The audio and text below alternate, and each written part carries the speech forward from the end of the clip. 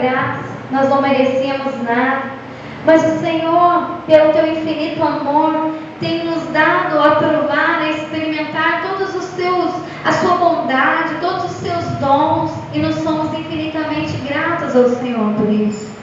Neste momento, Senhor, em especial, nós oramos a Ti pedindo para que o Senhor leve todo o pensamento cativo ao trono da graça. Que o Senhor retire de nosso meio tudo aquilo que possa trazer ou causar alguma dispersão no nosso culto, porque nós queremos receber aquele alimento que o Senhor preparou para nós nessa noite. Em nome de Jesus, abre os nossos ouvidos, porque nós queremos Te ouvir. Em nome de Jesus. Amém. Amém? Amém? Amém? Amém. Quantos aqui meditaram durante a semana a respeito de tudo aquilo que nós ouvimos nesses 2 últimos domingos, a respeito dessa realidade, dessa batalha que nós enfrentamos e da necessidade de nós nos vestirmos com essa armadura, que não é uma armadura física, mas é uma armadura espiritual. Não é uma armadura que nós podemos comprar, não é uma armadura que alguém pode nos mostrar como podemos fazer para adquiri-la, mas é uma armadura espiritual que nós só podemos tomar posse, vestirmos dela, se estivermos no Senhor, porque ela vem de Deus. Nós já aprendemos que a batalha ela é real, apesar de ser uma batalha real, ela é espiritual, e portanto as nossas armas também, elas são espirituais. Citei domingo passado e torno a citar hoje, 2 Coríntios, no capítulo 10, versículo 4, quando o apóstolo Paulo diz assim: porque as armas da nossa milícia não são carnais, e sim poderosas em Deus para destruir fortalezas. Então as nossas armas são espirituais. Semana passada nós começamos a expor, a explicar cada parte dessa armadura, cada peça dessa armadura que o Senhor tem compartilhado conosco. Falamos também, só para não ficar perdido no esquecimento, que essa armadura, essas peças, elas são virtudes que Cristo conquistou naquela cruz e tem compartilhado conosco. Portanto, você jamais será capaz de produzir a sua própria armadura. Lembra-se de Davi, quando ele foi vestir aquela armadura de Saul e ele não conseguiu vencer? Como é que Davi venceu? Não havia nenhuma armadura, não existia nada específico para uma batalha, mas Davi, já lá no Velho Testamento, conhecia a armadura espiritual. Ele estava revestido com essa armadura que vem de Deus. Por isso a palavra do Senhor diz assim: não é por força e não é por violência, mas pelo meu Espírito, diz o Senhor. Então nós aprendemos partes dessa armadura. Semana passada nós falamos a respeito do cinturão da verdade, falamos a respeito da couraça da justiça, falamos a respeito do escudo da fé, das botas da preparação do Evangelho da Paz, sandálias, né? E hoje nós vamos falar das últimas 2 peças fundamentais nessa armadura. Antes de eu começar a falar a respeito da primeira, eu quero lembrar vocês mais uma vez que é impossível nós estarmos nessa batalha com algumas partes dessa armadura.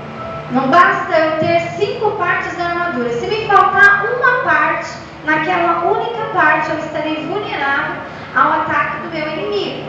Então, para que eu possa enfrentar essa luta que é diária, é constante do cristão, não é? Eu preciso ter toda a armadura de Deus para que eu possa resistir, para que eu possa ser firme, para que eu possa conquistar, ou aliás, né, diz que não conquistamos nada, viver, desfrutar aquilo que o Senhor já conquistou para nós.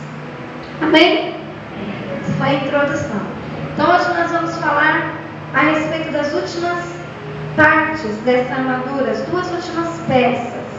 E eu te convido a fazer mais uma vez a leitura do versículo 17.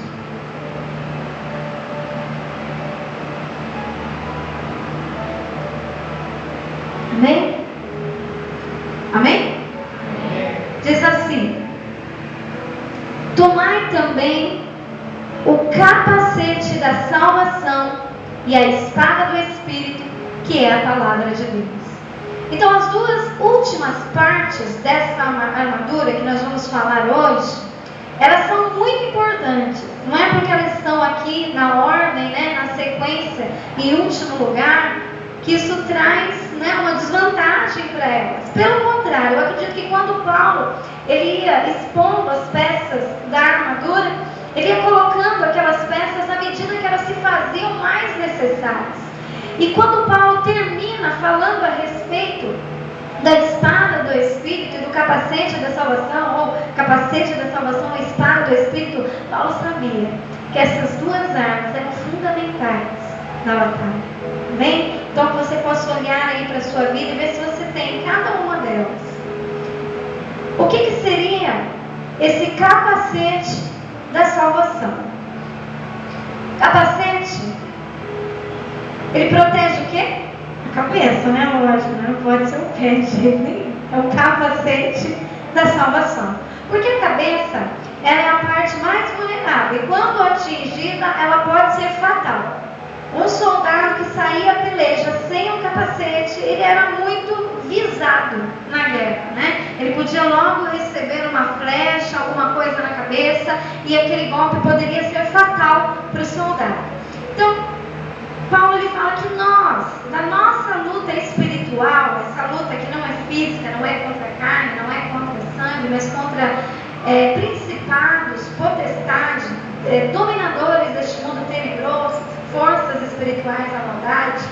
Quando nós estamos resistindo neste combate, é necessário que também nós estejamos de posse desse capacete.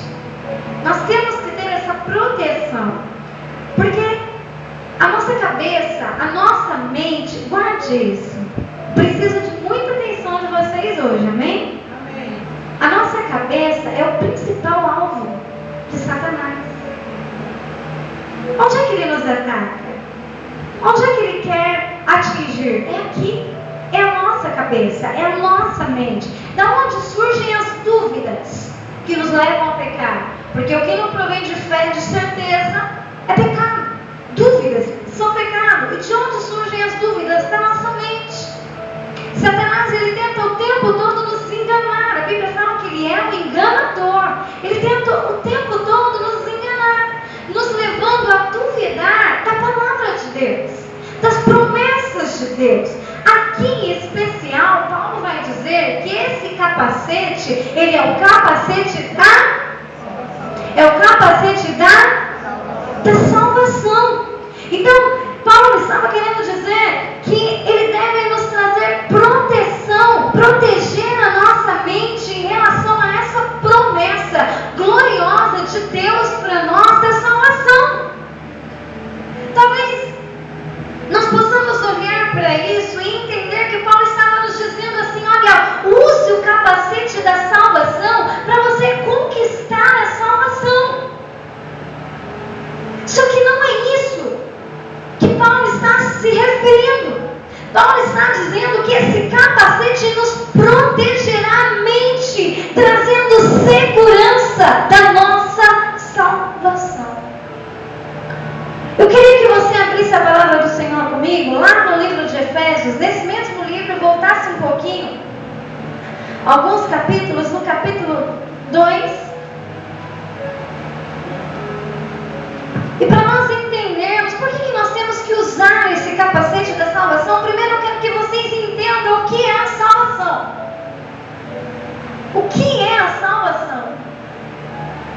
Há muitos cristãos que não desfrutam da alegria da salvação, porque a salvação é o nosso principal motivo de satisfação em Deus. O principal motivo da alegria do cristão é a salvação. Se a salvação não significa nada para você, meu irmão, há alguma coisa errada na sua conversão. Porque quando eu olho para trás, quando eu olho para quem eu era, quando eu olho para a maneira que eu me posicionava diante de Deus, a maneira que eu resistia a Deus, a maneira que eu ofendia a Deus com os meus pecados, e eu vejo com um grande amor o Senhor me amou, a ponto de me amar de uma tal maneira que me tirou daquela posição em qual eu estava e me trouxe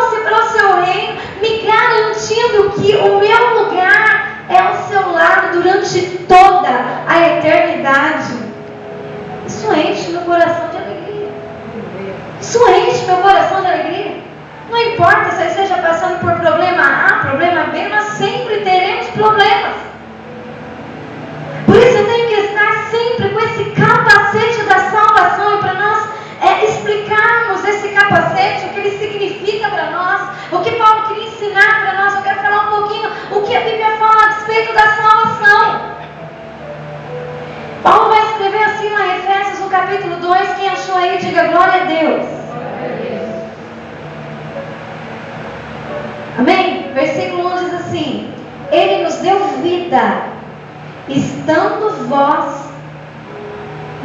mortos nos vossos delitos e pecados, nos quais andastes outrora segundo o curso desse mundo, segundo o príncipe da potestade do ar, do Espírito, que agora atua nos filhos da desobediência, entre os quais também nós andávamos outrora, segundo as inclinações da nossa carne, fazendo a vontade da carne, dos pensamentos, e éramos, preste atenção, por natureza, filhos da ira, como também os demais. Sabe o que Paulo está dizendo aqui? Você que pensa que nasceu bonzinho, você que pensa que você aprendeu a pecar por algum imprevisto na sua caminhada. Quando eu tinha lá os meus 10, 11 anos, eu comecei a pecar, comecei a fazer coisa errada. Não, a Bíblia diz que nós éramos por natureza. Eu nasci em pecado. Por isso disse Davi no Salmo 51, em pecado me concebeu a minha mãe. Olha como isso é sério. Olha como isso fica muito claro no contexto das Escrituras, quando Paulo diz: não há um justo sequer, nenhum, não há um que busque a Deus. Todos nós éramos ovelhas desgarradas, já fomos concebidos em pecado. Olha o que Paulo diz aqui no versículo 3: éramos por natureza filhos da ira. Quantos estão entendendo a mensagem? Como também os demais. Olha a salvação operando agora. Você que está triste aí por causa dos seus problemas, comece a se alegrar, porque olha o que Deus fez com você. Versículo 4: mas Deus, sendo rico em misericórdia, por